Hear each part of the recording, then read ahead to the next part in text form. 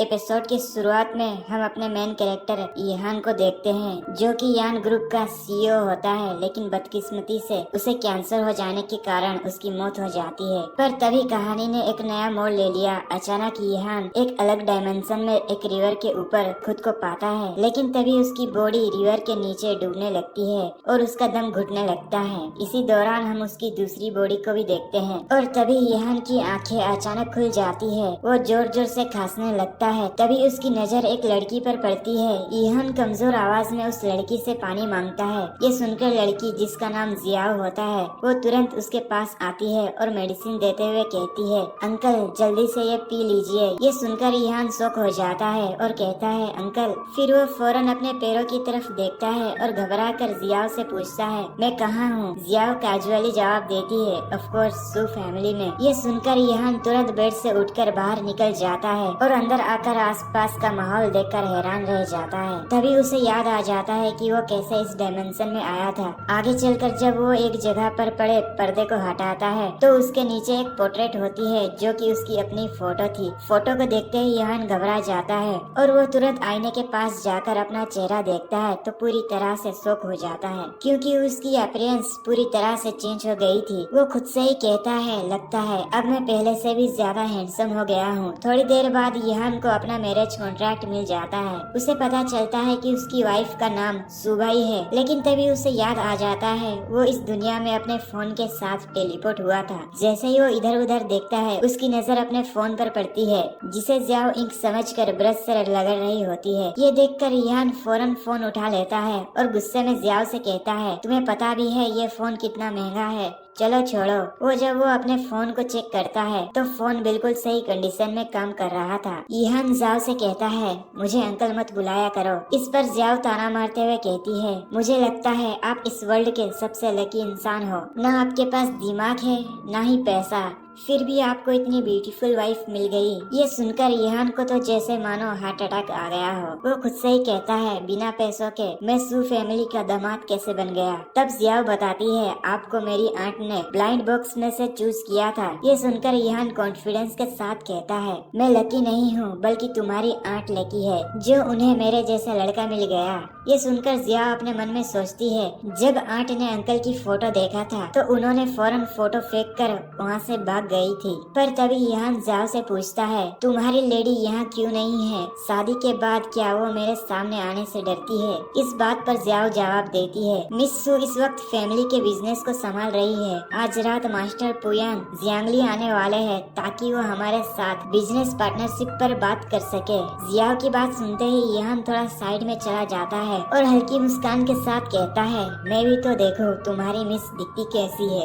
ये कहकर वो पोर्ट्रेट पर लगा पर्दा हटा देता है। पर जैसे ही उसकी नजर फोटो पर पड़ती है, वो एक पल के लिए हैरान रह जाता है, क्योंकि इस फोटो में उसकी वाइफ का चेहरा बना हुआ नहीं होता है। इस पर जियाओ कहती है, आंट बहुत ज्यादा बिजी रहती है, इसीलिए शायद अपना चेहरा बनवाना भूल गई होंगी। तभी जियाओ जल्दी से ईहान के ऊपर एक कपड़ा डालते हुए कहती है, आप प्लीज जल्दी से ये पहन लीजिए। पर ईहान उसकी बात काटते हुए कहता है, तुम्हारी लेडी ग्रीन क्लॉथेस मेंशन में है ना? मैं अभी जाकर उसे डिवोर्स देकर आता हूँ। ये कहकर ईहान बिना रुके बाहर निकल जाता है। बाहर का सीन बिल्कुल अलग होता है, क्योंकि आज एक बड़ा फेस्टिवल चल रहा होता है। लैंटर्न्स और भीड़ देखकर ईहान का मूड एकदम बदल जाता है। वो खुशी खुशी चारों तरफ घूमने लगता है और अपने फोन से फेस्टिवल की फोटो लेने लगता है और खुद से ही कहता है, वाकई में ये जगह तो बहुत सुंदर है। थोड़ी देर बाद वो रुककर सोचता है, ना कोई बिजनेस का प्रेशर, ना पैसों की टेंशन, पता नहीं क्यों, पर यहाँ घूमकर मुझे अच्छा फील हो रहा है। पर तभी उसकी नजर एक स्टोरी टेलर पर पड़ती है,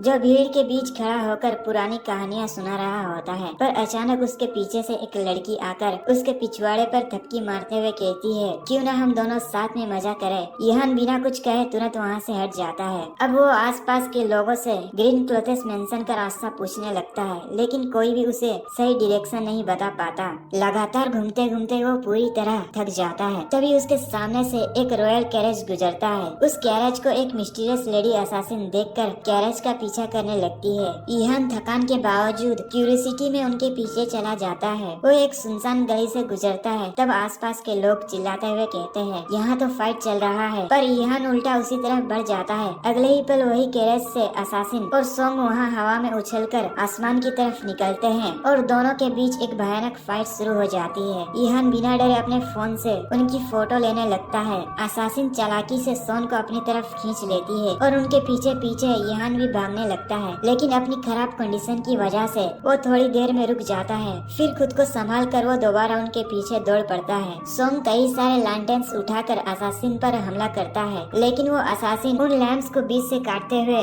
सोंग को एक जोरदार किक मार देती है। इस हमले से सोंग और भी ज्यादा भड़क जाता है और अपने सोल्जर्स को चीख कर ऑर्डर देता है, इसे जिंदा या मुर्दा पकड़ो। पर असासिन अपने तेज डैगर से एक एक करके सभी सोल्जर्स को मार गिराती है। मौका देखकर वो सीधा ऊपर छत पर कूद जाती है और उसके पीछे सोंग भी अपनी तलवार लहराते हुए छत पर पहुंच जाता है। वो लेडी असासिन अपने वेपन निकाल लेती है। उसे देखकर सोंग हल्की सी हंसी के साथ कहता है, तुम सच में मेरे साथ फाइट करना चाहती हो? इतना कहते ही दोनों के बीच फिर से भयानक फाइट शुरू हो जाती है। सोंग अपना तलवार घुमाकर असासिन पर जोरदार हमला करता है, लेकिन असासिन फुर्ती से साइड हटकर अटैक डॉज कर लेती है। अगले ही पल वो अपने डैगर से एक तेज और फियर्स काउंटर अटैक करती है, जो सीधा सोंग पे जा लगता है। इस हमले से सोंग इंजर्ड हो जाता है और नीचे गिर पड़ता है। जब असासिन उसे चेक करने के लिए छत के किनारे से झुकती है, तभी अचानक उस पर एरोस की बारिश होने लगती है। उन हमलों में से एक एरो उसके सोल्जर्स पर जा लगता है। जख्मी हालत में वो लेडी असासिन भागने लगती है और पीछे से सोल्जर्स उसका पीछा करते हैं। भागते भागते वो काफी ज्यादा इंजर्ड हो जाती है। तभी उसके सामने एक सोल्जर आ जाता है, लेकिन उससे पहले पीछे से ईहान आता है और एक जार फेंककर उस सोल्जर्स के सिर पर मारता है, जिससे कि वो सोल्जर्स बेहोश हो जाता है। ईहान को अपने सामने देखकर वो लड़की फिर से छत से भागने की कोशिश करती है, पर ईहान अपने फोन से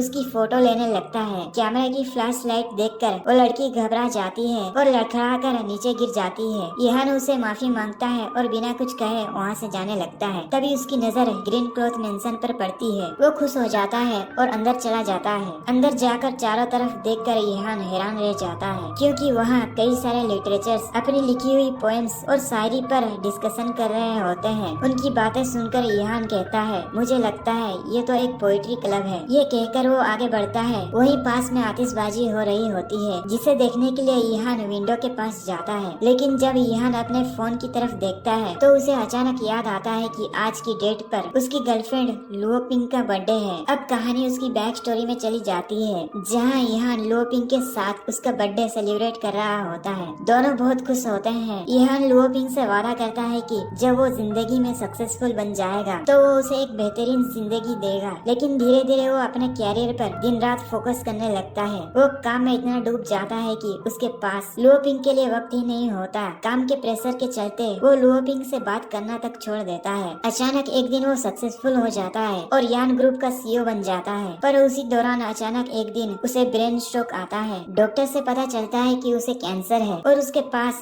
ज्यादा वक्त नहीं बचा है। तब वो एक फैसला करता है और लुओ पिंग के पास जाकर कहता है, मैं अब्रॉड स्टडीज के लिए जा रहा हूँ। मैं ये अपॉर्चुनिटी मिस नहीं करना चाहता, इसलिए मैंने अपनी सारी इन्वेस्टमेंट तुम्हारे नाम कर दिया है। ये सुनकर लुओ पिंग को गलतफहमी हो जाती है। वो बिना कार्ड लिए चुपचाप वहाँ से चली जाती है, जिस बात का पछतावा ईहान अपने दिल में जिंदगी भर करता रहता है। आखिर क्यों उसने लुओ पिंग को सच नहीं बताया। ईहान रोते हुए एक पोएम कहता है, रात की धारा बहती रही, पीले जोड़े में वो साथ चले, हंसी की गूंज हवा में बह गई, अंधेरी खुशबू भी चुपचाप ढलती रहे, हजारों रास्ते पर भटका हूँ मैं, इस शहर की हर गली छानी, अचानक मुड़कर जब देखा मैंने, वहीं खड़ा था जिसे ढूंढती रही मेरी कहानी। उसकी लाजवाब पोएम सुनकर सारे लिटरेचर्स बड़े ध्यान से उसे नोट कर लेते हैं। एक पर्सन उसके पास आकर लास्ट लाइन कंप्लीट करने के लिए रिक्वेस्ट करता है। तभी वहाँ सुबह आ जाती है। उसे देखकर ईहान अपने आप कहने लगता है, अचानक मुड़कर जब देखा मैंने,